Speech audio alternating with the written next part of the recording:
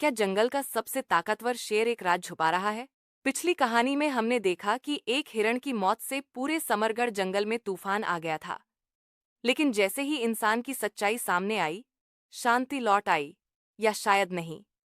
आज हम जानेंगे उस गुफा की रहस्यमयी आवाज का राज जिसने जंगल को फिर से हिला दिया।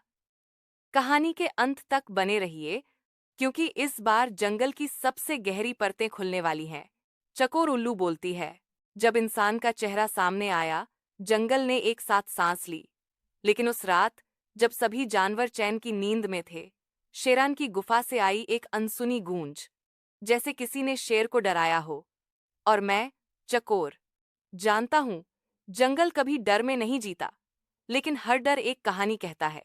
शेर राजा कहता है, ये आवाज, वही फिर से। नहीं, ये मेरा भ्रम नहीं हो सकता। कोई है, मेरी गुफा में कोई है। भालू तेजी से गुफा में दाखिल होता है। राजा शेरन, मैंने कुछ आवाजें सुनी। सब ठीक है? शेरन, ठीक तो होना चाहिए, लेकिन भालू, इस आवाज में कुछ ऐसा था जैसे कोई पुराने जख्म कुरेद रहा हो। चकोर उल्लू, सुबह की धूप में जंगल इकट्ठा हुआ। पिछले दिन की शांति ने उम्मीद जगाई थी, लेकिन आज की हवा में डर तैर रहा था। शेरन चुप था। उसके चेहरे पर पहली बार असमंजस दिखा। लोमड़ी, लगता है कोई सपने देख रहा है। महाराज, क्या अब गुफाओं में भी झूठ बोलने लगे हैं साये? हाथी, हमने इंसान को देखा, परंतु क्या वो आखिरी राज था? क्या जंगल अभी भी खतरे में है? बांदर, मैंने मैंने भी कुछ सुना था। उसी रात, जैसे कोई फुसफुसा रहा हो, लेकिन वो इंसान की आवाज नहीं थी। क्या शेरन कुछ छुपा रहा है? क्या आप उसकी जगह होते तो जंगल से सच बताते?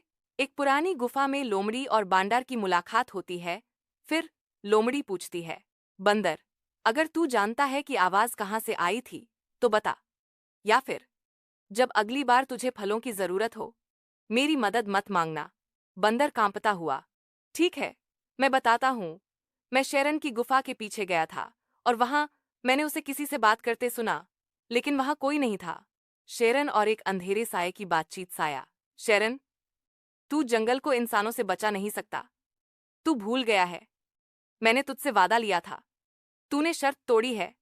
शेरन, नहीं, मैं अब वो नहीं हूं। मैं राजा हूं। मैं अपने प्राण दे सकता हूं, लेकिन जंगल को नहीं दूंगा। लोमड़ी, महाराज शेरन, अब समय आ गया है कि आप खुद बताएं, कौन है वो साया जिससे आप गुफा में बात कर रहे थे?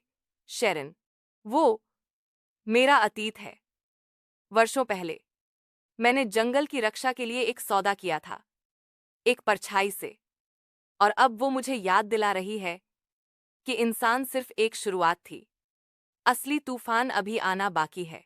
हर जानवर एक दूसरे को घूर रहा है, डर, भ्रम और बेचैनी। हाथी, अगर ये सच है, तो अगला हमला बाहर से नहीं, भीतर से होगा।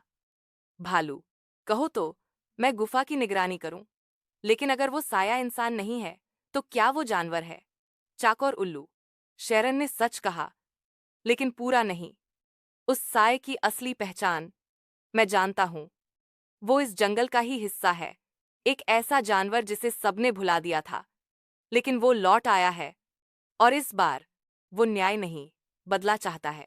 जब जंगल की अदालत चल रही थी, तब एक अजनबी ने शेरन की गुफा में दस्तक दी, और उसने जो कहा, उसने सबके पैरों तले जमीन खींच ली। अगले भाग में जानिए, the return of the forgotten beast. अगर आपको ये कहानी पसंद आई हो तो लाइक जरूर करें। कमेंट में बताएं कि आपको सबसे ज्यादा रोमांचक क्या लगा, और सब्सक्राइब करना न भूलें, क्योंकि जंगल की कहानियां अब और भी गहरी होंगी। अगला भाग जल्द आ रहा है, और यकीन मानिए, अगली गूंज और भी ज्यादा रहस्यमयी होने वाली है। जैसे ही